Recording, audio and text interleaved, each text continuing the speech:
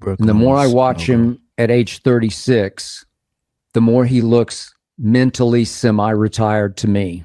He's participating in a documentary that's being made about his life and times. And it just feels to me like he's winding down his basketball because Kevin looks like he's on his last mental legs, not his last physical leg, just mental legs.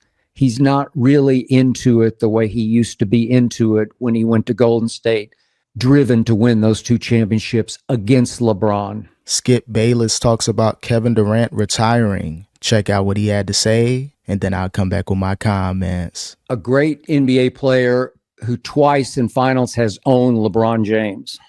Yeah, I'm talking about Kevin bleeping Durant. Remember that? Here we go. The Golden State Warriors had blown that 3-1 lead. And they all piled into a private plane, starting with Steph, flew all the way across country, July 3rd, out to the tip of Long Island, where they met with Kevin bleeping Durant and got down on bended knee and begged him to please come save them against LeBron.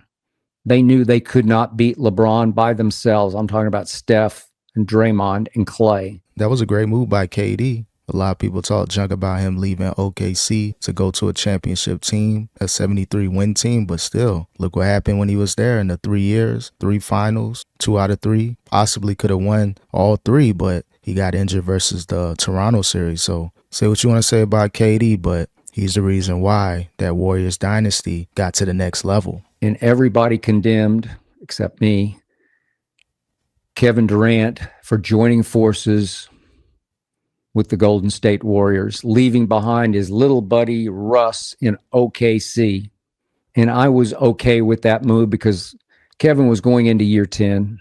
Kevin didn't have a ring. Kevin decided, as I was told, that he'd never win a championship with Russell Westbrook as his primary decision maker, and I seconded that emotion. It would have been good to see Russ leave and KD stay to see how far the OKC Thunder could have got. Even though they were competitive with Russ, they weren't really going anywhere past the first round, maybe the second when they got Carmelo and a couple other players. But still, it would have been good to see KD there to see if he could have won. He came close with Russ that year in 2016, but I think they folded and weren't able to get past the Warriors. So maybe KD goes back to the OKC Thunder. You never know. I endorsed Kevin going to Golden State, and he rose above all the pressure and all the naysaying in an NBA world that was waiting for him to fall on his face in those 2 finals against LeBron. And he took over 2 huge game 3s in LeBron's house. He won MVP of back-to-back finals, and I was impressed. So Kevin had won Legend.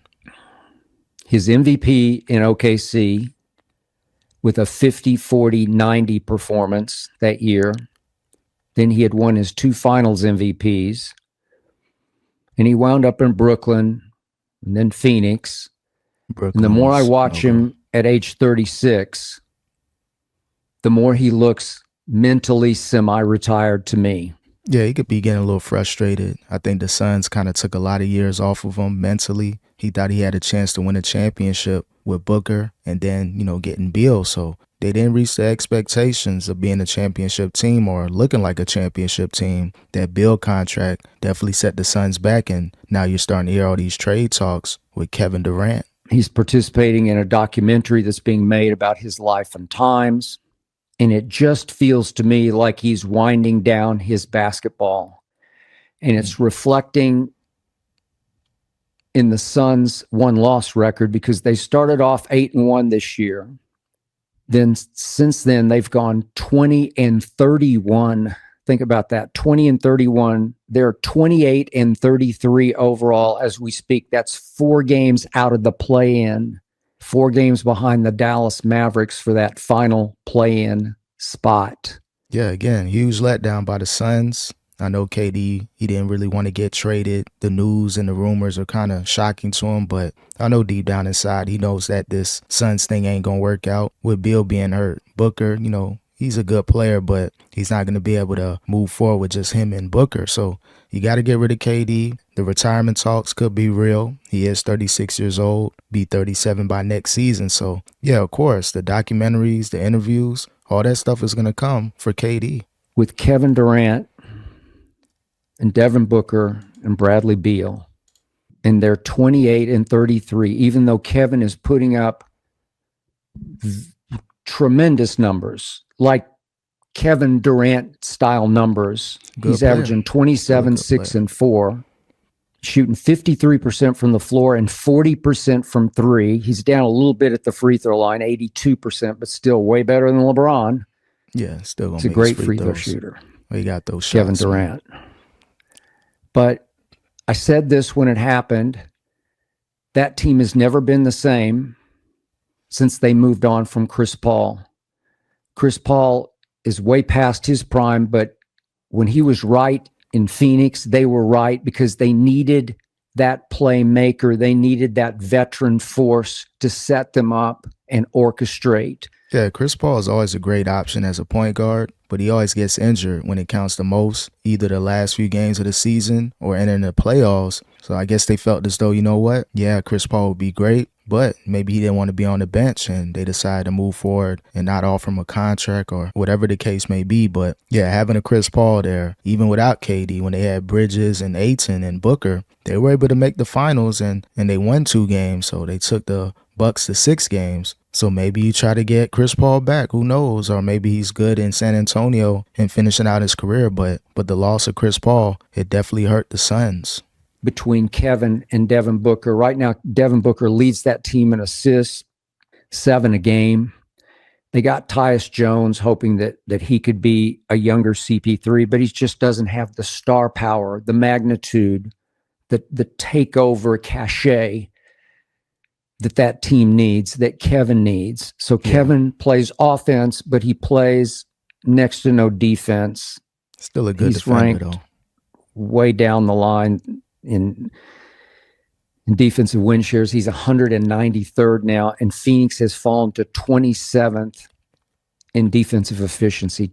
Yeah, the defense is definitely hurting the Suns. Offensively, they can keep up with every team, but if you can't stop the other team from scoring, especially when it counts the most, you're not going to get anywhere. You're going to be under 500. You're always going to be behind the 8 ball and trying to fight your way into a play-in. And the Suns, they're not good enough to move through the play-in to get to the playoffs. So if you're the Suns, you might as well lose as much games as possible and try to get a high first-round draft pick. 27th, they play no defense. I watched some of their game Sunday night against Minnesota. They led at halftime. Then they guarded nobody in the second half. DiVincenzo went crazy from 3. Ant-Man got 44 on them. They just don't guard because they don't seem to care.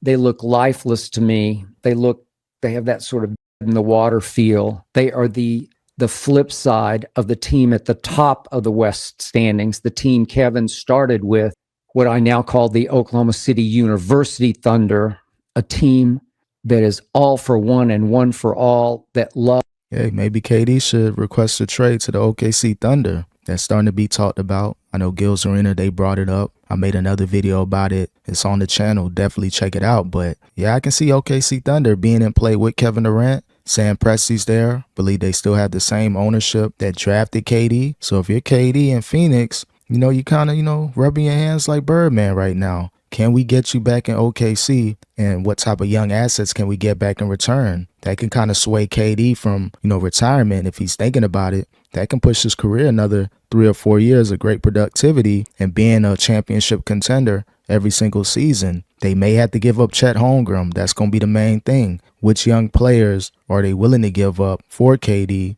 Can you make the contracts match up? Or maybe add 2 or 3 extra teams in there, get a 14 trade deal and see if you can move KD. That's something to think about as well.